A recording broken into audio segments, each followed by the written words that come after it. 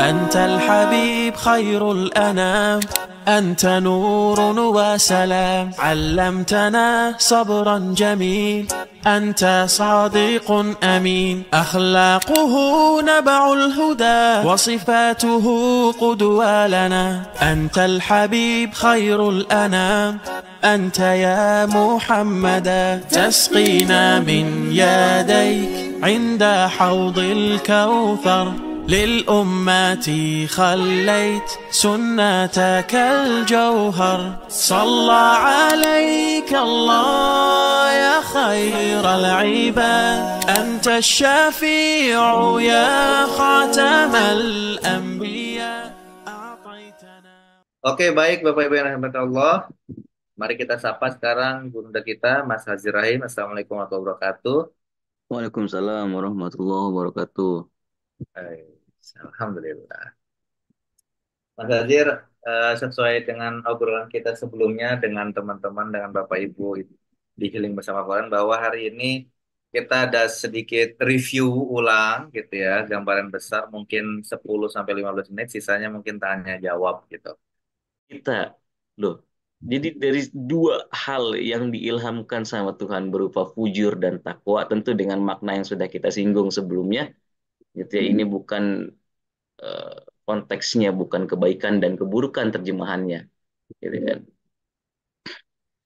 Dan kalau kita ulang mungkin takutnya saya nggak bisa ngontrol diri jadi panjang lagi gitu ya.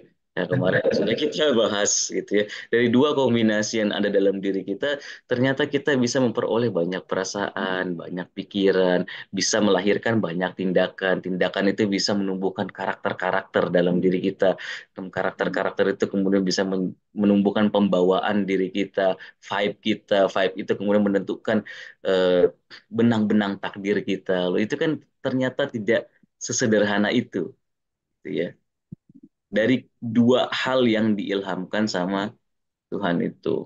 Nah, ini iya betul, rem dan gas itu ya. Nah, ide apa saya jadi keinget gitu kan. Kalau kita analogikan dengan rem dan gas, ini kan betul-betul sebuah analogi yang menggambarkan suatu perjalanan buat kita.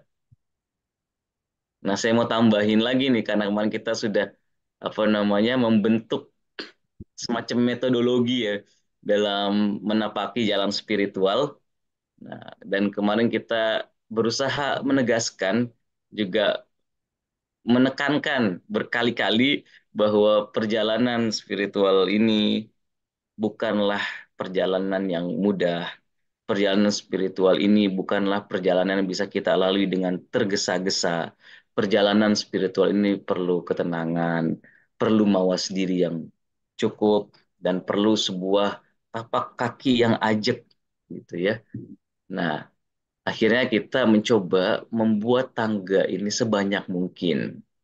Sebuah tangga yang jika kita itu toh jatuh kembali di bawah, kita tidak terlalu putus asa untuk naik lagi ke atas karena kita betul-betul paham bahwa tangga ini adalah tangga yang bisa kita lalui. Gitu ya. Nah, kalau kita sudah punya rem dan kita sudah punya gas, kita nggak mungkin berjalan untuk mencapai tujuan kita dengan hanya menekan gas saja. Begitu juga kita tidak mungkin bisa bergerak kalau kita cuma terus-menerus menekan rem dalam diri kita. Keseimbangan antara rem dan gas yang ada dalam diri kita itu inilah yang insya Allah akan menyampaikan kita pada tujuan kita. Tapi ternyata kalau kita mau terusin analoginya ya, rem sama gas itu kan juga tidak cukup ya untuk daya pandang kita. Apalagi kalau perjalanannya itu adalah perjalanan di malam hari, gitu kan. Nah, malam hari ini mungkin sudah membentuk alam makna tersendiri nih di benaknya bapak-bapak, ibu-ibu atau teman-teman sekalian. Karena kemarin kan kita sudah mencoba masuk dalam alam yang lebih esoterik ya, alam yang lebih batin daripada makna malam. Nah, perjalanan malam ini adalah perjalanan yang pasti kita lalui dalam hidup ini. Nah, mobil kita kalau kita katakanlah sudah ngerem dan sudah ngegas seimbang mungkin gitu ya. Tapi kalau namanya perjalanan malam hari, kita perlu pada ada yang bisa bantu saya? Kita perlu pada Ada, apa? ada yang bisa bantu insya Allah. Kita Perlu perlu pada lampu. cahaya, betul. Kita perlu pada lampu, gitu kan?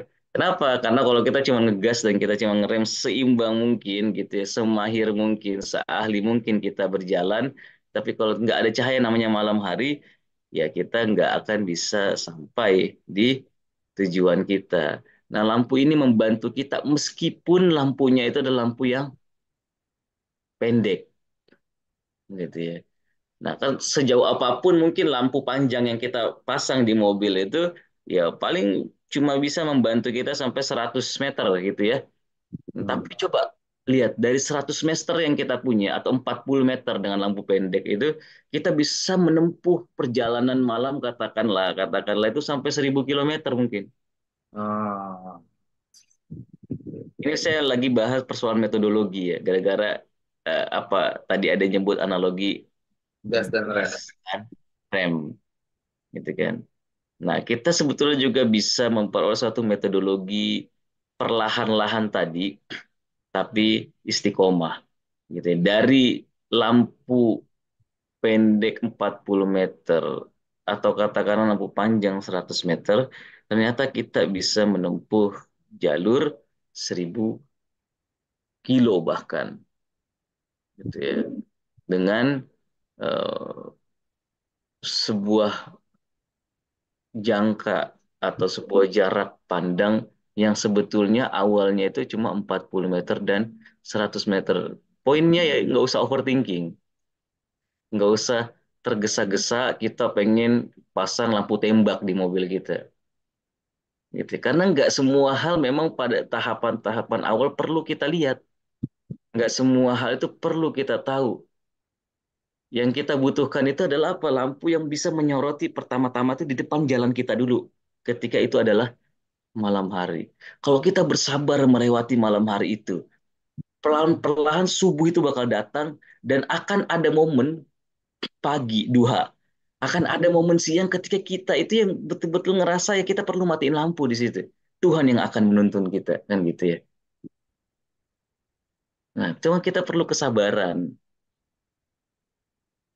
Kita perlu sebuah daya tahan, resiliensi dalam diri kita, sehingga fajar itu datang, sehingga duha itu datang, sehingga nahar itu datang, sehingga Tuhan menjemput kita, sehingga roh menyapa kita. Saat itulah kita betul-betul akan secara otomatis mematikan lampu kita sendiri. Tapi di tahap-tahap awal ini tidak semua hal itu perlu, tidak semua hal lagi-lagi ya saya bilang perlu untuk kita ketahui. Makanya tidak usah overthinking dalam perjalanan spiritual kita. Tidak perlu terlalu tergesa-gesa dalam perjalanan. Mulai dari hal-hal yang sederhana, gitu kan. Tapi bisa kita lakukan dengan konsisten dan penuh pemaknaan. Ada pertanyaan kayaknya. Iya, mungkin itu tadi analoginya, tapi secara aplikatif di kehidupannya malam itu apa gitu, Ustaz. Jadi itu apa lampu itu, Ustaz gitu. Ya, nah ini kan sebetulnya analogi ya yang kita coba apa namanya kemukakan untuk mempermudah sebuah apa geografi yang buat saya pun sebetulnya rumit gitu ya untuk diresapi dan untuk dihayati. Kemarin kita sudah bahas kan jihad ini jihad akbar. Kita perlu tahu medan yang ada dalam diri kita. Dan medan yang ada dalam diri kita itu betul-betul bukanlah medan yang mudah. Pemetaannya pun bukanlah pemetaan yang bisa kita buat secara apa ya secara instan gitu dan bahkan kita sangat terbantu dengan adanya ayat-ayat Al-Qur'an juga hadis-hadis dan juga yang kita sedang lakukan sekarang itu adalah pendekatan-pendekatan analogis untuk mempermudah kita memahami semua medan itu. Nah, lampu, gas dan rem ini adalah analogi-analogi yang kita gunakan untuk menggambarkan perjalanan dalam jiwa kita. Jika gas itu adalah takwa, gas itu adalah fujur, dan rem itu adalah takwa, maka lampu yang kita maksud itu adalah sebuah metodologi tadi. Ya, saya sempat kayaknya mengulang-ulang itu ya. Jadi kita memperoleh metodologi, metodologi perlahan-lahan karena insan ini penciptaannya adalah mulikol insan min ajal, gitu kan. Kita itu punya pembawaan untuk tergesa-gesa, dan kita ya ajula juga gitu kan. Itu kan juga ayat Al-Qur'an. Al-Qur'an cukup sering tuh menyebut kata ajal dan semua derivasi turunannya sebagai sifat konotasinya tercela buat manusia ya. Dan bahkan dunia ini pun kan dalam penuturan Al-Qur'an disebut sebagai ajilah dalam salah satu sifatnya. Jadi saking dunia ini cepat gitu ya berlalunya, saking cepat bergulirnya. Nah, kalau kita cepat juga gitu ya, cepat dikali cepat ini agak bahaya ini, bisa tabrakan. Nah, akhirnya kita kehilangan arah, kita kehilangan orientasi, muncullah kegawangan, muncullah stres, muncullah semua keresahan dalam diri kita. Kenapa? Karena kita seolah main kejar-kejaran terus. Padahal Tuhan kasih kita yang namanya takwa. Tidak semua penciptaan kita itu adalah ketergesa-gesaan. Jadi yang dimaksud lampu tadi itu adalah metodologi untuk kita menapaki perjalanan spiritual ini secara perlahan-lahan, gitu ya. Apa yang bisa membantu kita melewati itu secara perlahan-lahan? Nah, itu yang kita akan teruskan, gitu ya. Kita akan teruskan pada kajian-kajian mendatang. Karena ada konsep-konsep yang perlu apa namanya kita lakukan untuk menumbuhkan jiwa kita. Ada konsep-konsep yang perlu kita tanamkan dalam diri kita supaya jiwa kita bisa mencapai penyuciannya. Nah, hal pertama yang perlu kita lakukan adalah pengosongan. Sebagaimana hal pertama yang perlu kita lakukan ketika kita ingin menumbuhkan suatu tanaman adalah memastikan tidak ada eh, Halang-halang. ya, tidak ada yang bisa, ya, hal-hal yang bisa menghalangi pertumbuhannya seperti hama dan lain-lain. Karena jika wadah kita sudah kotor, kita sudah sering mengulangi ini ya, jika wadah kita sudah kotor, hal bersih apapun yang dituangkan di dalamnya itu juga akan menjadi Betul. kotor, gitu ya. Mau susu semurni apapun dituangkan di dalam gelas yang kotor juga akan menjadi kotor. Maka langkah pendek pertama kita adalah memastikan wadah atau jiwa kita itu kita bersihkan. Jadi ini pertama adalah momen bersih-bersih diri. Momen Oke. di mana kita itu memastikan dan mengawasi supaya tidak ada kekotoran dalam diri kita. Dan mungkin itu bukan hanya setengah jalan buat kita, tapi bisa jadi justru itu adalah 3/4 jalan buat kita. Karena jika hati kita sudah bersih, gitu ya, konsepnya adalah Tuhan akan membukakan semua sifat baiknya, akan mengejawantahkan semua keindahannya dalam diri kita tanpa kita sadari. Jadi kita itu akan menjadi dalam tanda petik kacanya Tuhan. Kita akan merefleksikan Tuhan ketika apa? Ketika wadah kita itu sudah bersih, ketika kaca dalam diri kita itu sudah tidak buram. Maka sebetulnya effort itu terasa berat ketika menapaki jalan spiritual karena jiwa kita itu juga adalah jiwa yang keruh, jiwa yang berat. Kalau misalkan kaca itu buram, supaya dia bisa memantulkan sesuatu di hadapannya itu perlu effort yang lebih tuh. Kalau kita naik mobil gitu ya, ngeliat kaca spion, ini analogi jadi mobil terus nih nggak apa-apa ya. Kalau kita lihat kaca spion terus berembun gitu ya, itu kan kayak repot gitu ya kalau di jalanan berlumpur kita lap terus, lap terus. Nah, sesusah itu. Tapi ketika itu udah bersih, kayak semua tuh bakal terlihat buat kita. Sifat-sifat baik pun seperti itu. Kebaikan-kebaikan apa unsur-unsur kesucian dalam diri kita itu pun ketika kita sudah memperoleh suatu bentuk kemurnian dalam diri kita yang disebut sebagai ikhlas ya. Jadi ikhlas itu bukan pasrah ya. Dalam bahasa Indonesia mungkin ikhlas itu ya pasrah. Udah ikhlaskan aja pasrah gitu. Tapi ikhlas itu kan secara bahasa itu kan artinya murni gitu ya. Artinya murni, kholas. Sesuatu yang apa mukhlasin itu disebut sebagai mukhlasin karena mereka itu telah dimurnikan. Sesuatu yang suci itu disebut sebagai suci karena dia juga murni. Maka surat Al-Ikhlas itu ya isinya itu adalah kemurnian dalam bertauhid, gitu kan. Nah, ketika kita sudah mencapai kemurnian itu, keikhlasan itu, maka sekecil apapun hal yang kita lakukan itu bobotnya itu akan seperti bom atom gitu. Oh. Kecil tapi bisa meledak, punya daya ledak yang sangat besar. Nah, itu akhirnya memerlukan sebuah perjalanan yang perlahan-lahan. Nah, perjalanan perlahan-lahan ini menjadi metodologi kita, insya Allah, ya, untuk kemudian kita sama-sama saling mengingatkan, menjadi sebuah circle yang positif, sehingga ke depan setiap kali kita berjalan, karena perjalanan itu kita mulai dengan misi istiqomah, gitu. Sesaat kita itu keluar dari jalur atau kita kehabisan bensin atau ada halangan apapun yang menghentikan kita, kita masih tetap bisa mengukur perjalanan kita. Kenapa? Karena kita itu betul-betul membuat sebuah plan buat perjalanan spiritual kita. Nah, plan ini yang insya Allah eh, perlahan-lahan ingin kita sama-sama diskusikan, ingin kita sama-sama bahas di pertemuan-pertemuan kita. Saya kira Kira-kira surat apa, Ustaz? kenapa? Di surat apa tuh nanti untuk kita pelan-pelan menapaki yang tadi itu, mengenali medan jiwa kita, medan musuh kita, medan perang kita itu Iya, mungkin buat besok kali ya, mulai besok itu kita akan coba bahas surat Takasur ya.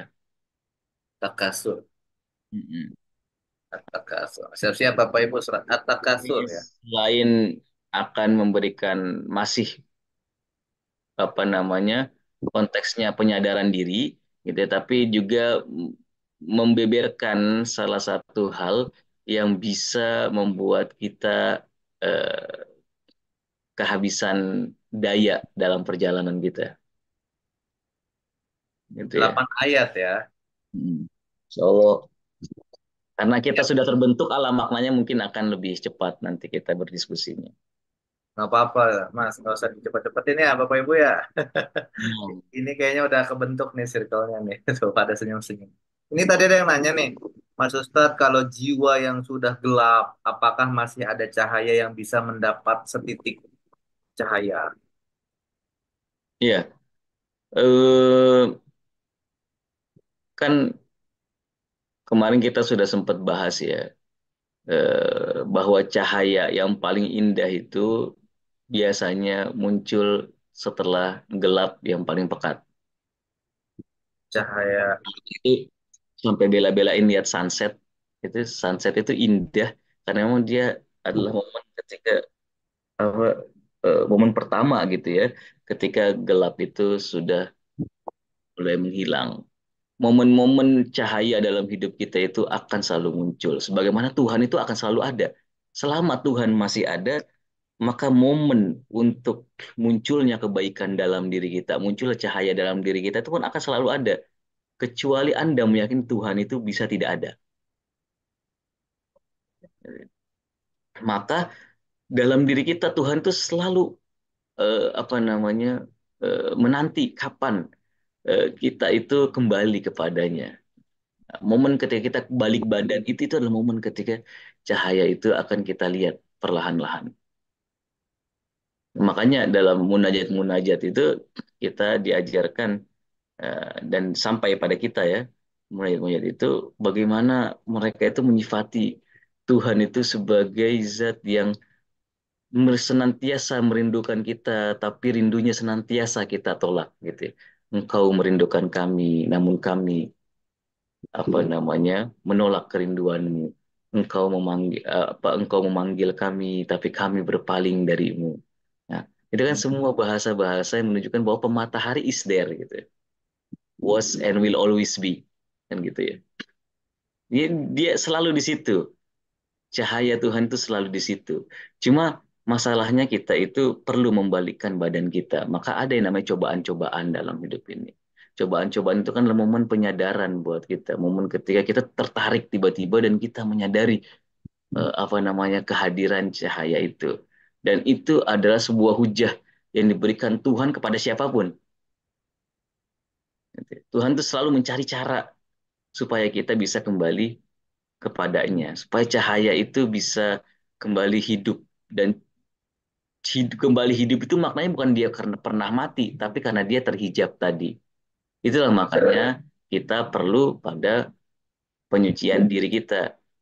Gitu. Kita perlu membuka harta karun yang tertanam terlalu dalam dalam diri kita. Hmm. Gitu lawannya tazkiyah, ada yang bisa bantu saya namanya apa? Lawannya tazkiyah, saya bisa. Saya sebenarnya coba. Hendaknya kita yakin bahwa Allah tidak pernah meninggal. Khoba, yang lain kita melanjutkan bunda. Qad aflaha man zakkaha wa qad khaba man dassaha. Khoba Ada itu lawannya falah ya. Nah, tazkiyah itu lawannya adalah tatsiyah. Nah, tatsiyah itu apa artinya? Secara bahasa ada hidup-hidupnya bunda. Ayo kan. Tumbuh itu tazkiyah kan. Tadesiyah kan tadi pertanyaan tatsiyah sebenarnya. ya. Tad, Dassa, tad, das. dasaha. Khoba man dassaha. Masyarakat Arab jahiliyah ada punya kebiasaan tuh apa? Ya, Kubur. cocok betul. Wow. Ya, Bapak dan Ibu Rahmat Jelita nih membantu kita pada pagi hari ini mengubur betul ya. Mbak Palmonina juga. Jadi kata dasa itu mengubur. Jadi kita itu mengubur jiwa kita, tapi apa harta karun itu masih ada di dalam gitu ya. Jadi semua keburukan-keburukan yang kita lakukan itu seperti kita mengubur hidup-hidup Ya Allah. cahaya yang ada dalam diri kita. Nah, bagaimana caranya kita bisa kembali melihat itu? Kita bongkar kuburan itu. Kita lihat apa namanya, makanya kisah kita buat dalam penukilan syair-syair lama ya, para arif muslim kita itu seringkali digambarkan kisah hidup kita itu seperti eh, apa orang yang mati, kemiskinan, kehausan, dan kelaparan tanpa menyadari di bawah kakinya itu ternyata ada banyak harta karun. Orang-orang yang tidak berhasil menumbuhkan jiwa mereka itu seperti orang yang rumahnya itu kumuh, rumahnya itu rapuh, dan dia sepanjang hidup itu miskin juga kehausan, padahal di bawahnya itu dia memiliki harta seluruh raja. Gitu ya. Orang-orang yang mengubur semua potensi jiwanya itu seperti mengubur seluruh harta karun para raja dalam dirinya. Dan dia memilih hidup untuk menjadi orang yang paling sengsara di takdirnya. Nah, gimana kita akan merasa aneh gitu ya kalau ada orang yang mengubur semua potensi dirinya, semua hartanya, kayak misalkan Bapak Ibu punya di rekening itu mungkin 2 M, 10 M gitu ya. tapi Bapak Ibu nggak sadar gitu ya, punya 2M dan 10M dalam dirinya. Tapi Bapak Ibu kemudian ditipu sama orang, dibawa ke sana kemari, hidup tidak karuan. Padahal 10M itu bisa digunakan untuk kebaikan. Nah, itu kan kita akan ngerasa sayang gitu ya. Nah, itu untuk fenomena-fenomena ekonomis. Bagaimana dengan fenomena-fenomena psikologis kita? Bagaimana dengan diri kita?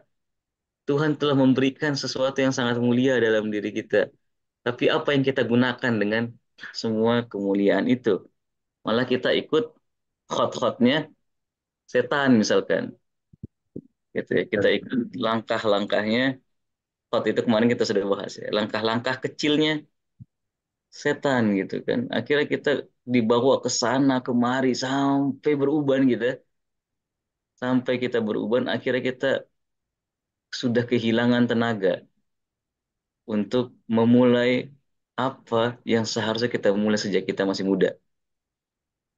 Karena apa? Karena semakin tebal kuburannya, semakin effortnya juga semakin sulit gitu kan. Maka dalam kisah-kisah sofistik kita itu selalu dinukil.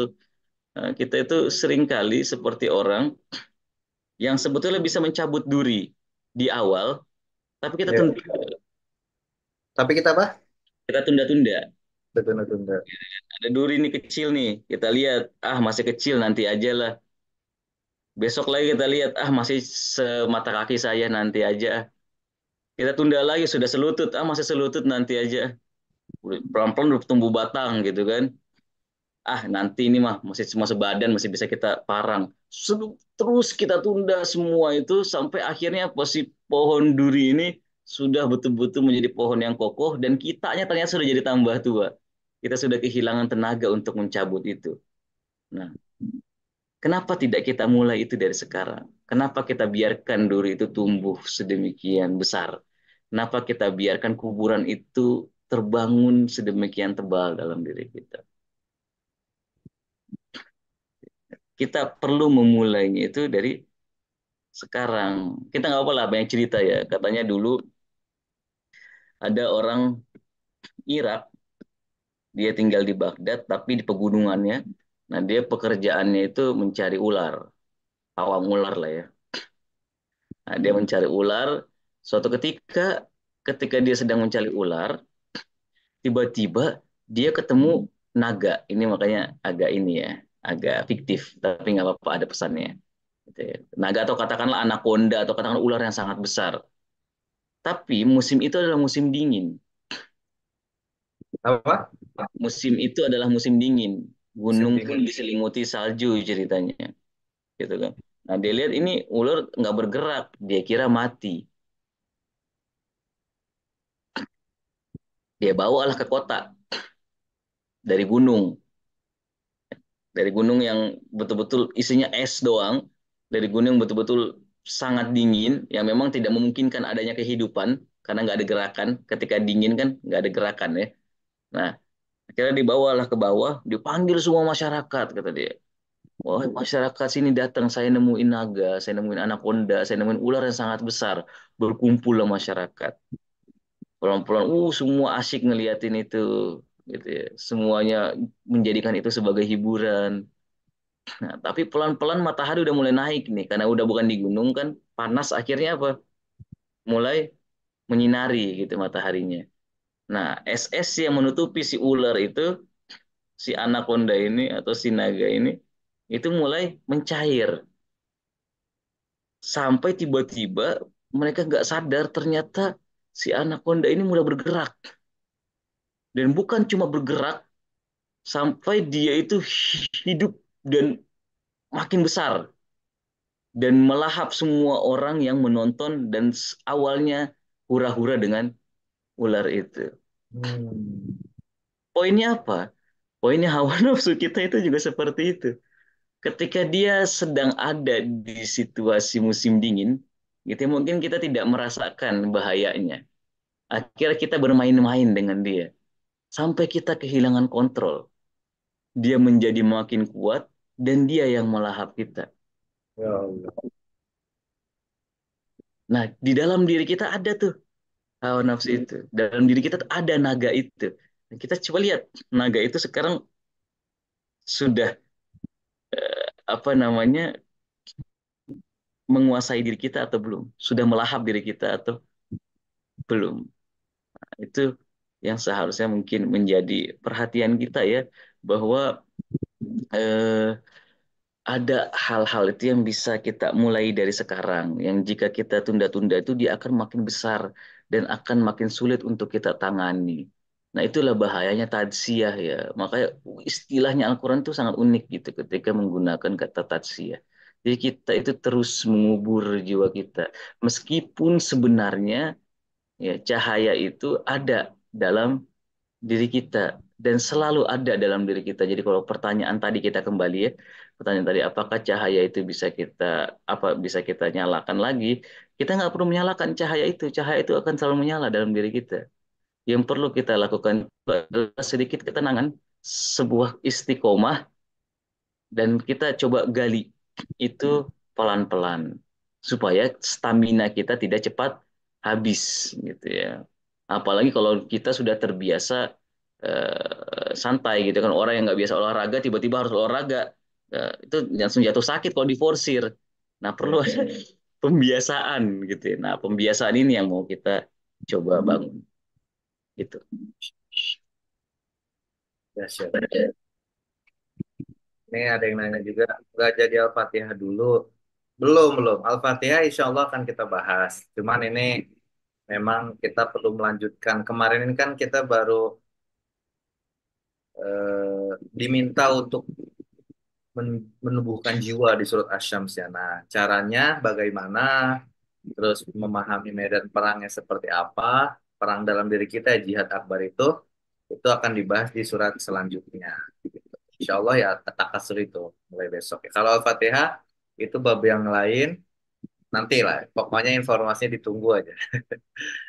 Oke, Bapak Ibu boleh nih ditanyakan ya. Yang mau tanya-tanya tentang surat Asy-Syams, tentang tazkiyatun nafs atau tadsiyah tadi. Ada yang baru tahu tentang apa namanya? Ini lawan kata tazkiyah ternyata tadsiyah. Saya baru tahu juga. Ternyata tazkiyah itu tadsiyah ya. Oke. Jadi at-takasur itu gitu ya, Mas Azir ya. Untuk tadi ya, untuk mengenal medan perang jihad akbar itu ya. Ya, kalau kita mau melanjutkan apa yang sudah kita mulai, mungkin cocok ya. Kalau saya tentu dengan pemahaman subjektif ya, dan bisa jadi juga apa namanya tidak sesuai. Tapi ya kita usahakan eh, ini semua menjadi roadmap lah buat kita. Nah, yang terpikir buat saya mungkin bagus setelah Asyams ini kita mulai dengan At-Takasur. Kalau misalkan ada masukan lain nggak apa-apa. Kita kita kan namanya juga diskusi gitu ya. Takasur itu al takasur kan ya. Kenapa? At-takasur itu yang al-hakumut takasur ya. Iya betul. Tazurtumul makobir. Lanjut Ustaz, kenapa fujur dulu baru takwa di ayat Asy-Syams itu ya? Oke. Ya, nice. Itu nice point gitu ya. Nice point. Ya, karena kita memang tadi yang tadi penciptaan kita itu kan tergesa-gesa ya. Fujur itu apa sih? Ada yang ingat nggak? Fujur itu apa Bapak Ibu Ayah Bunda? Kita tunggu.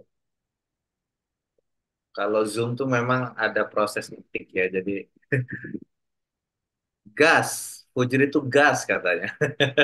Ya, akar akar bahasa kan kotatsiyah tadi. eh, Melek. tapi analoginya masuk berarti ya. Alhamdulillah gitu. Kejahatan, kejahatan. Melek. Ada relasinya sama fajar, fujur fajar. Apa yang terjadi ketika fajar terbit? Nah, Iya, meledak. betul. Ledakan gitu ya.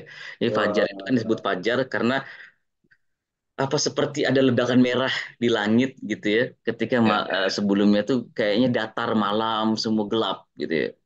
Tiba-tiba langsung ada kayak apa ledakan, dimulai dari ledakan putih garis gitu ya, fajar sodik, tiba-tiba langsung memerah. Nah, itu disebut sebagai fajar. Jadi fujur itu sesuatu yang meledak-ledak, makanya kita analogikan sebagai gas. Gas itu kan apa apa meledak-ledak gitu ya, mesin itu ketika ketika kita mengoperasikan gas. Iya, iya, Nah, betul. kenapa fujur itu di awal? Karena memang daya ledak itu lebih mendominasi biasanya buat kita. Dan itu adalah bagian dalam penciptaan kita yang tadi kita sebut sebagai apa? Kulikol insana min ajal. Jadi kita punya karakteristik untuk tergesa-gesa dalam diri kita, untuk meledak-ledak dalam diri kita. Jadi itu adalah bagian dari penciptaan kita. Tapi itu penting sekali lagi, bukan sebagai keburukan ya, tapi sebagai apa? eh, sebagai sesuatu yang harus kita seimbangkan. Karena kalau tidak ada daya ledak dalam diri kita, kita akan menjadi pribadi-pribadi yang lesu, letoy, lemes, gitu ya. Nggak Males punya gitu ya. hidup, nggak punya daya juang. Padahal kan taklif dalam Islam ini kan perlu pada ledakan tuh.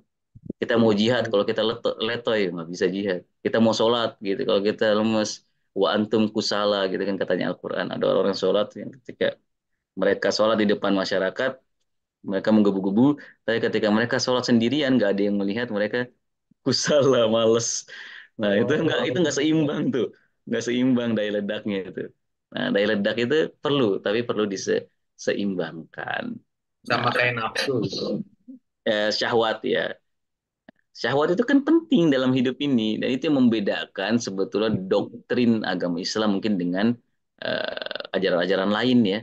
Doktrin keseimbangan itu penting. Cara kita di apa namanya disunnah muakatkan untuk menikah gitu ya. Bahkan hukum-hukumnya, hukum-hukum sosialnya, semua itu kan apa namanya meminta kita menjadi betul-betul khalifah di muka bumi ini. Khalifah kita betul-betul bisa apa namanya naik ke atas dan kita bisa menghunjam di bumi gitu kan. Nah, itulah yang diajarkan oleh para nabi. Kemudian kita sudah nukil ya kisah seorang zahid di zaman nabi yang dimarahi sama nabi cuman Ya. karena alasan dan dalih mau menjadi seorang zahid atau ahli zuhud, akhirnya tinggal di goa sementara istri-istrinya kelaparan gitu. Anak-anaknya tidak diurus. Nah, ini bahaya gitu kan. Nah, itu adalah bentuk syahwat yang tidak diseimbangkan atau mungkin takwa gitu ya, gas yang tidak diseimbangkan. Kalau kita cuma terlalu banyak ngegas gitu ya, akhirnya juga bahaya, nggak bisa jalan mobilnya gitu kan. Nah, kita akhirnya mensalah persepsikan ajaran-ajaran uh, suluk dalam Islam, zuhud jadi sesuatu yang tercela akhirnya gitu ya. Itu kan karena apa? Karena kita salah memahami konsep apa namanya rem tadi. Jadi Ada kenapa itu duluan? kenapa? Ya itu karena itu bagian dari penciptaan kita.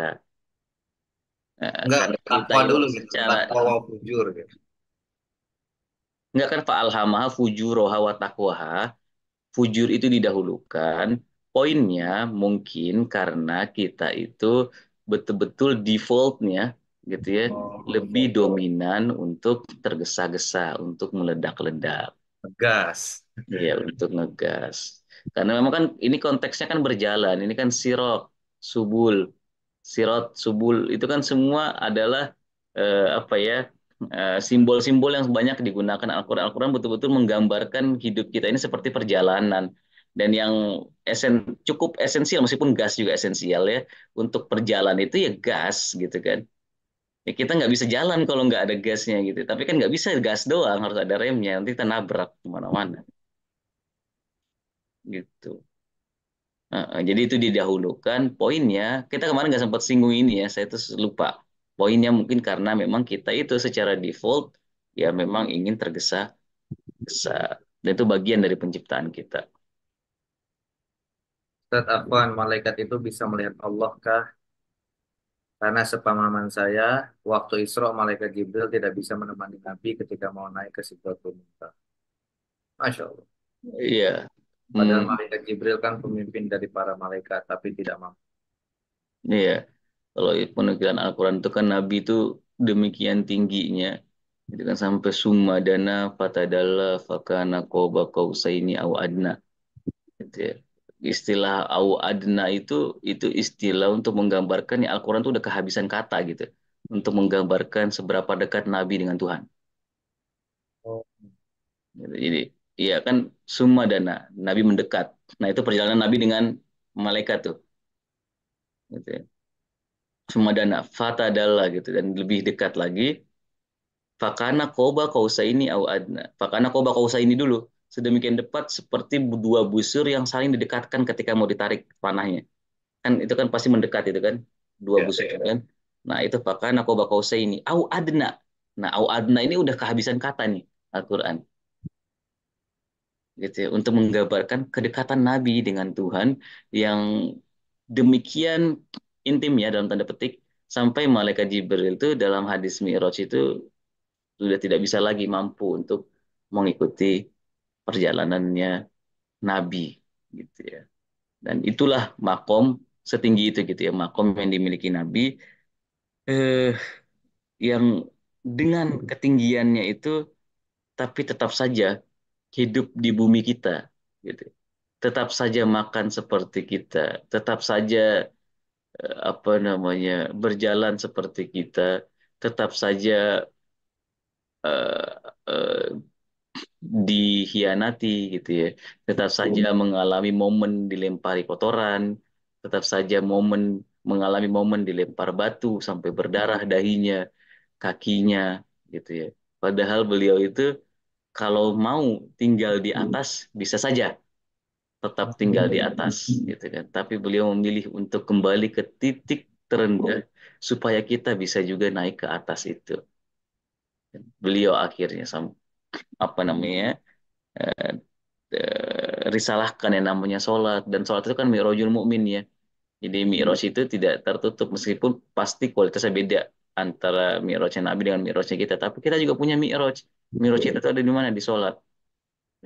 As-sholat itu mi'rajul mukmin. Jadi kalau kita mau mengalami momen mi'raj, harusnya sholat kita itu harus menjadi sholat yang memberikan momen mi'raj buat kita. Ya kita itu naik. Aroja. Aroja itu kan uruj. Nah, uruj itu bukan cuma naik. Ini kembali lagi ke analogi awal. Aroja itu tangga-tangga. Makanya ada surat Al-Ma'arij. Tahu ya? Nah, surat Al-Ma'arij itu surat anak-anak tangga tuh. Ya itu. Jadi itu semua analogi yang kita pakai. Ini sebetulnya mungkin ya, ada inspirasi gitu dari Al-Qur'an. Gitu kan. Makanya Mi'raj itu ya kita lalui secara perlahan-lahan. Sholat pun begitu. Sholat itu kan perlahan-lahan harus 5 kali, nggak satu kali semuanya gitu kan. Supaya ada momen apa istiqomah. Jadi selalu spiritnya Al-Quran itu istiqomah. Jadi kebaikan yang tidak tidak disertai dengan istiqomah itu akan menjadi bisa ya bukan akan bisa menjadi keburukan justru. Jadi momennya itu ikhlas, istiqomah gitu kan. Jangan tergesa-gesa. Nah, itu menjadi nilai value-value inti itu dalam perjalanan spiritual dalam konsep Islam dan juga seimbang. Itu penting. Nah, maka tadi pertanyaannya kalau misalkan malaikat Jibril itu melihat ini dalam konteks apa membersamai Rasulullah atau enggak? Karena melihat Tuhan pun ya Tuhan pun bertanya, adakah tempat di mana kalian tidak melihat Tuhan justru? Pertanyaan bukan apakah, jangankan malaikat kita juga begitu. Cuma kan melihat Tuhan itu dengan apa? Apakah dengan mata yang seperti yang kita miliki sekarang? Kan bukan. Gitu. Itu kan juga dinafikan sama Al-Quran. Maka yang beda gitu ya antara semua kita itu akan bertemu tapi tidak semua kita akan menyaksikan. Kalau pertanyaannya itu, ini baru tepat mungkin ya. Apakah kita akan bertemu dengan Tuhan? Semua kita menurut Tuhan, janjinya Tuhan itu di alam sana itu akan bertemu dengan Tuhan. Tapi tidak semua kita itu akan menyaksikan Tuhan. Jadi beda gitu ya antara bertemu. Pernah nggak kita ketemu sama orang tapi kita nggak ngelihat dia? Oh iya, iya.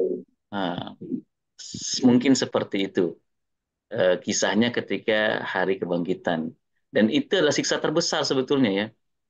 Kayak orang eh, tinggal apa lagi sakit demam gitu ya, disuruh tinggal di daerah tinggi, di situ ada air terjun dan pemandangan yang indah. Itu jadi keburukan buat dia. Bukan karena pemandangan yang buruk, tapi karena dirinya yang Sakit. sakit. Oh, Es krim itu jadi nggak enak kalau kita lagi sakit tenggorokan gitu ya. Nah, iya, ya iya. ada kenikmatan-kenikmatan itu yang menjadi azab buat kita karena apa? Karena kitanya sakit. Dan itu akan menjadi azab terbesar gitu ketika orang semua cerita tentang indahnya air terjun. Orang semua cerita tentang kebun-kebun bunga yang sangat apa namanya mengagumkan gitu ya. Semua cerita tentang Hawa yang betul-betul sejuk. Nah, Darah. Iya, iya. sementara kita tidak bisa merasakan itu, kita kehilangan mata, gitu kan. Eh, Ainun la yabsuruna biha, gitu kan. Uzunun la yasma'una biha, qulubun la yafqahuna biha. Itu kan semua penukiran Al-Quran. Kita punya mata, tapi kita tidak bisa melihat gitu. Kita punya telinga tapi kita tidak bisa mendengar. Kita punya hati tapi hati kita tidak bisa merenung. Nah, ini bahaya nih. Hmm, Itu akan menjadi azab terbesar buat kita. Dan di hari ketika semua orang melihat, semua orang mendengar, dan semua orang bisa menikmati itu semua. Yang kita rasakan itu apa cuma mendengar cerita-cerita itu aja. ya Allah. Kita nggak bisa menghalangi kan, makanya ya, namanya kan salah satu nama hari kebangkitan kan Yaumul Hasroh ya. Hasroh itu apa? Menyesal, Hmm. hari-hari menyesal gitu ya. Jadi mudah-mudahan kita tidak termasuk orang-orang yang dibangkitkan dengan penyesalan itu. Jadi ya kalau tapi malaikat nggak kayak tadi pertanyaan malaikat, ya malaikat mungkin tidak mengalami penyesalan itu. Malaikat itu berjumpa dan menyaksikan Tuhan gitu. Tapi makom Tuhan itu yang disaksikan sama malaikat berbeda dengan makom Tuhan yang disaksikan oleh Nabi. Ya bahasa sederhananya mohon maaf ya ini agak pasti mereduksi bahasa sederhananya. Beda lah ya intensitas pertemuannya seorang tangan kanan gitu ya dengan seorang petugas apa misalkan petugas lapangan. Malaikat pun kan bertingkat-tingkat, fal mudabbiroti amro, makomun maklum. Nah, posnya beda-beda gitu ya, tingkatannya pun berbeda-beda, urusannya pun berbeda-beda. Ada malaikat itu yang sangat dekat, ada malaikat itu yang jauh gitu ya. Nah, malaikat paling dekat kalau kita katakan adalah Jibril, ya Jibril tetap aja mungkin levelnya itu masih Mendagri mungkin bukan bukan tangan kanan langsung. Nah, intensitasnya itu tetap beda gitu ya, intensitasnya Nabi. Malaikat itu menyaksikan Tuhan. Ya, Malaikat juga bertemu dengan Tuhan, tapi intensitas pertemuannya malaikat, intensitas penyaksiannya malaikat, semakin orang dekat dengan orang lain, rahasianya yang dibukakan akan makin makin dalam. banyak. Ya, yang nggak disaksikan sama malaikat itu adalah rahasia-rahasia itu. Masya Ini Allah. a'lamu malah Dalam. A'lamun itu kan cerita di surat Al-Baqarah gitu kan ketika Oh, ciptakan manusia malaikat sedikit protes gitu kan. Kenapa kau ciptakan orang-orang yang yusfikuna dima gitu kan, yang akan menumpahkan darah yang tahunya cuma berperang, saling mencaci, menghina, merendahkan. Ini a'lamu malah ta'lamun gitu. Allah. Katanya Tuhan ya. Ada rahasia yang kamu nggak bakal bisa terima itu, cuman dia ini. Karena dia itu punya keseimbangan itu. Kalau kamu kan cuma punya akal aja, kamu cuma punya gas aja. Kalau si satu lagi hewan gitu kan itu dia cuma punya re- sorry ya punya ya kalau kamu kan cuma punya rem aja. Kalau hewan ini punya punya gas aja. Saya punya satu makhluk nih yang sangat saya banggakan dia punya gas dan punya ram, punya rem. Nah, dia yang bisa sampai di pada gudang saya itu, gudang rahasia-rahasia saya itu. Nah, kamu Allah. nggak bisa jalan ke situ. Summa dana fatadalla fakana qaba qausaini au adna gitu Hmm. ya. Jadi Bapak Ibu teman-teman semuanya karena sudah jam 7 lewat juga spiritnya yang kita mau bangun di surat Asyam dan insya Allah menjadi internalisasi ya buat kita adalah kita hargai diri kita kenali diri kita karena selama kita belum mengenal siapa kita, kita tidak akan mengetahui bagaimana kita menyucikannya. Ketika kita sudah mengenal diri kita, pelan-pelan kita coba tumbuhkan jiwa kita. Atau katanya, dan ini adalah sesuatu yang sangat mulia dan sangat penting jika kita berhasil memperoleh keseimbangannya. Tapi akan menjadi sesuatu yang buruk dan terkubur jika kita tidak berhasil menjaga keseimbangannya. Saya teringat Luqmanul Hakim itu ceritanya dulunya budak. Dia disuruh sama tuannya untuk menyembelih kambing. Disembelihlah sama Lukman kambing itu. Kata tuannya, Lukman, bawakan saya bagian terbaik dari kambing itu. Dibawalah sama Lukman hati dan lisan. Hati dan lisan. Lidah Ya. dari kambing itu. Seluruh lisan lidah. Dikasih ke tuannya. Besoknya sama tuannya disuruh lagi potong kambing. Dipotonglah sama Lukman, kata ketuanya, bawa bagian terburuk dari kambing itu. Kira-kira apa yang dibawa sama Lukman? Kambing. Terburuk kambing. Apa ya? Bapak Ibu yang suka kambing, apa nih yang terburuk? Udah. Hati Waduh. dan lisan juga. Ya, Hati dan saya lisan saya juga. saya nggak berharap ada yang jawab begitu ya. Banyak yang jawab begitu. Uniknya Lukman itu bawa juga hati dan lidah itu. Oh, Bingung lah si tuannya. Kenapa kok jadi kontradiksi? Yang paling baiknya hati dan lidah juga, kok yang paling buruknya hati dan lidah juga. Katanya Lukman, kalau hati dan lidah itu menjadi satu, itu akan menjadi kebaikan. Yang paling baik, bahkan bukan cuma sekedar kebaikan. Tapi kalau hati dan lisan itu tidak jadi satu, itu akan menjadi bukan cuma yang buruk, tapi yang paling buruk. Maksudnya apa? Itulah kemunafikan ya. oh, Jadi kita punya momen-momen, maksudnya Lukman apa? Itu tergantung pada bagaimana cara kita menyeimbangkannya gitu ya. Kita punya semua itu. Kita punya hati, kita punya lidah gitu ya. Tapi kalau kita manajemennya kacau, gitu kan. Hati dan lidah yang seharusnya menjadi wasilah terbaik yang pernah kita miliki, itu akan menjadi justru wasilah terburuk yang pernah kita hmm. miliki. Nifak, itu ya kemudian akhirnya menjadi kemunafikan gitu kan. Apa yang ada di hati kemudian tidak sesuai dengan apa yang keluar di lisan. Kata nifak itu ada yang tahu nggak apa bahasanya? Akar bahasanya maknanya apa?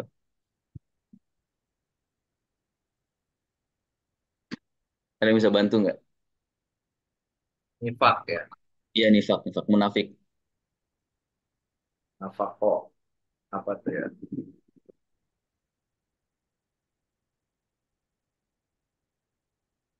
Kayaknya nyerah deh kita. Ya nafako itu akar katanya itu sebetulnya berarti lubang yang dibikin oleh tikus tanah di padang pasir. Lubang, lubang yang Tahu dibuat nggak oleh. lubang yang dibikin tikus tanah pas di tikus padang pasir kayak gimana? Pernah main di time zone? Ada Oke, tikus yang kalau yang kita pukul dipukul-pukul. dia muncul di sebelah sana. Ya, Kita muncul lagi dia muncul sebelah sana itu lubang. Itu lubang itu dalam bahasa disebut dengan nafkah tuh, oke. ya kan? Oh, Nifak pakai kof ya. Nah, itu nafkah. Makanya tikusnya pun disebut sebagai nafkah kalau saya tidak salah dalam bahasa Arab. Tikus yang seperti itu. Nah, itu nah, munafik disebut munafik karena kita tuh punya banyak lubang. Jadi kita tampil di lubang satu sebagai orang baik, ternyata kita pulang di lubang yang lain sebagai orang yang lain lagi. ya. Itu yang disebut sebagai kemunafikan dalam bahasa Arab. Jadi unik ya bahasa Arab dari sisi itu unik gitu ya. Nah, itu unik persis seperti penukilan awal-awal surat Al-Baqarah tentang orang-orang munafik. Ingat nggak ayat-ayatnya? Tolong direnungi lagi tuh ayat-ayatnya. Ketika mereka bersama orang-orang yang beriman, qalu amanna, gitu kan. Tapi Ya. ketika mereka kembali, gitu ya, mereka bilang kami cuman bercanda gurau aja sama orang-orang mukmin. Jadi mereka bikin dua lubang, mereka main dua kaki, gitu ya. Satu lubang mereka tampil sebagai orang mukmin, tapi lubang lain mereka berkumpul bersama teman-teman sejatinya. Ya, Gitu ya. ya. Nah, ketika kita tidak berhasil menyeimbangkan potensi-potensi jiwa kita, seperti kata Lukman, bisa jadi akan ada lubang-lubang dalam diri kita. Gitu ya. Lubang-lubang itu eh, akhirnya bisa menjadi demikian kuat dan nahasnya, mungkin kita tidak sadari bisa menjadi karakter buat kita. Nah, ketika dia sudah menjadi karakter, karakter itu kan sesuatu sifat yang mengakar. Nah, Ya. ketika sudah menjadi mengakar, waduh, itu biasanya nyabutnya susah tuh. Tapi bukan mustahil, tapi akan menjadi susah. Susah. Mudah-mudahan Syams ini menyadarkan kita gitu ya, bahwa oh, jangan sampai kita lihat gitu apa yang sudah mengakar dalam diri kita, lubang-lubang mana yang tercipta dalam diri kita, apa yang sudah terkubur, apa yang sudah ya, semua istilah-istilah yang kita gunakan ini mudah-mudahan bisa membantu kita untuk mengenal diri kita secara lebih utuh dan membantu kita setelah kita kenal diri kita untuk menumbuhkan bagaimana bibit ini, bagaimana benih Tuhan ini dalam tanda petik ya, tolong jangan salah pahami, bagaimana roh Tuhan ini bisa betul-betul kembali bercahaya gitu ya, kembali tumbuh, mendapatkan sinar dan air yang cukup. Ya, Masya Allah. saya kira itu ya yang bisa kita sampaikan di sesi review surat Asy-Syams ini. Mudah-mudahan kita masih diberikan umur, kesehatan, lahir dan batin, khususnya kesehatan batin, ya, supaya kita bisa eh, terus melanjutkan kajian-kajian kita yang akan kita mulai dengan lembaran baru, insya Allah di pertemuan besok, yaitu surat At-Takasur. Mohon maaf jika ada kesalahan kata. Wassalamualaikum warahmatullahi wabarakatuh. Waalaikumsalam. Ada satu lagi sebenarnya pertanyaan belum kejawab Ustaz. Oh Cepet. gitu? Ini kata yang tentang peninggalan kaum Samud, Al-Ula. Nabi saja tidak mau datang ke tempat itu. Kenapa manusia sekarang yang pergi beribadah ke Makkah sana ya, ke Madinah, Makkah, malah datang ke daerah itu untuk wisata, berfoto-foto, apa nantinya ibadahnya diterima Allah ya. Kayaknya lagi Iya, haji kayaknya. iya, sebetulnya konteksnya hmm, kalau untuk hura-hura gitu ya, eh, mungkin tidak tepat gitu ya. Tapi kalau konteksnya itu adalah mengambil ibroh, nah, itu mungkin bisa cocok. Karena peninggalan-peninggalan sejarah, entah dia baik atau entah dia buruk, dua-duanya itu bisa memberikan ibroh Ibro. buat kita. Siru fil art gitu kan. Tuhan menyuruh kita itu berjalan di seluruh muka bumi dan mengambil hikmah yang ada di balik dari dan semua kisah-kisah itu biasanya la'allakum tadzakarun gitu supaya kita mengambil ibroh gitu supaya kita mengingat. Jadi apa yang buruk-buruk itu memang sengaja diabadikan sama Quran, bahkan Firaun itu diabadikan gitu kan di Mesir Ya, itu sama Allah sengaja diabadikan supaya jadi pelajaran buat kita. Nah, ya. cuma memang jangan konteksnya ngambil apa buat apa namanya pura-pura atau membuat kita lupa sama ibadah, apalagi kalau kita lagi naik haji atau umroh gitu ya. Tapi kalau konteksnya itu adalah untuk mengambil ibrah, nah, eh, mungkin umroh plus itu bisa jadi plus beneran. Nah, Tapi kalau nggak ada ibrah di situ, ya plusnya itu jadi minus pasti. iya, Jadi iya. plusnya itu tergantung kita, apakah kita itu mengambil ibrah atau enggak. Berarti kita boleh, boleh, boleh, boleh masuk sih. Tapi emang momennya itu harus mengambil ibrah. Ya, itu kan istilahnya Al-Quran itu kan sebetulnya diabadikan sebagian keburukan sama Al-Quran tuh yang puncak-puncaknya supaya kita memang betul-betul merasakan gitu ya, bagaimana Tuhan itu bisa menghancurkan suatu peradaban secara sekaligus. Di kuli umatin ajal.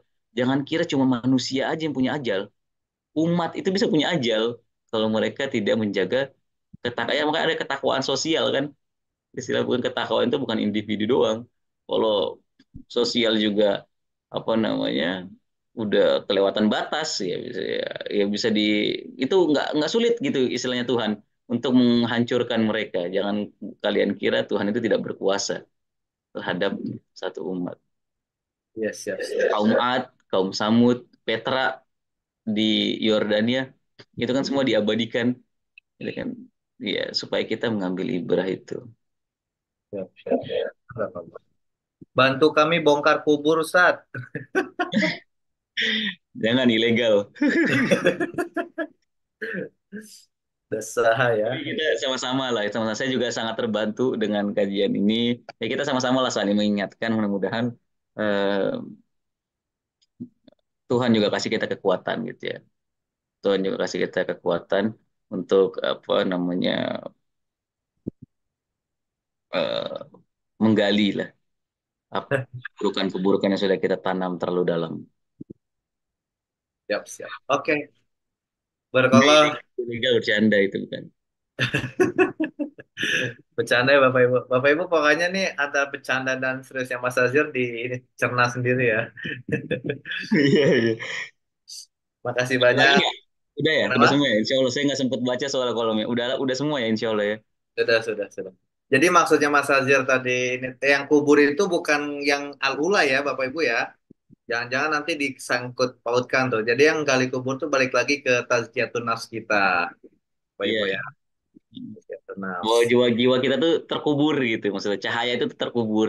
Harta karun itu terkubur. Apapun semua analogi yang kita bilang tuh tolong jangan disalahpahami gitu. Itu semua cuma untuk mendekatkan diri kita, untuk memahami sebuah entitas, sebuah realitas, sebuah ciptaan yang bahkan Tuhan pun sampai harus menyebutnya tanpa alif lam. Loh, gimana kita? Gitu kan. Tuhan aja nyebutnya tanpa alif lam gitu. Itu serumit itu gitu. Apalagi kita mau mendekati itu, mau memahami itu ya. Itu akan super rumit buat kita, bukan super mega rumit buat kita. Jadi kita ya terpaksa harus menggunakan analogi-analogi ini gitu ya. Ya, ya, ya. Kuburan diriku sangat dalam, Masya Allah. Enggak lah ya, bareng-bareng kita semuanya. Masya Allah, makasih banyak Mas Azir. Besok ketemu lagi di pertemuan lanjutan surat Asyam ya Bapak Ibu Ayah Bunda. Mari kita sempurnakan kajian healing bersama Quran dengan It's this bacakan feeling I hamdalah, know it's istighfar, puasa dan doa gonna be kafaratul okay, cause you are Alhamdulillahirabbil here to stay. alamin. There's no doubt and it's getting stronger. It's the path you have chosen for me. And I can't stop thinking about you. I know you're here by my side. You're the reason I feel so amazing. Thank you for being part of my life. Subhanallah, Alhamdulillah, I can't live without my deen. Subhanallah, Alhamdulillah, I can't live without my deen. Oh Allah, because of you I feel blessed. Because of you, oh Allah, because of you I feel blessed. Oh Allah, because of you I feel blessed. Because of you, oh Allah, because of you I feel blessed. You're a gift and the more I discover, I found peace in my mind, body and soul. Through your light I can never be broken. You're my shelter in the time of storm. And I can't stop thinking about you. I know you're here by my side. You're the reason I feel so amazing.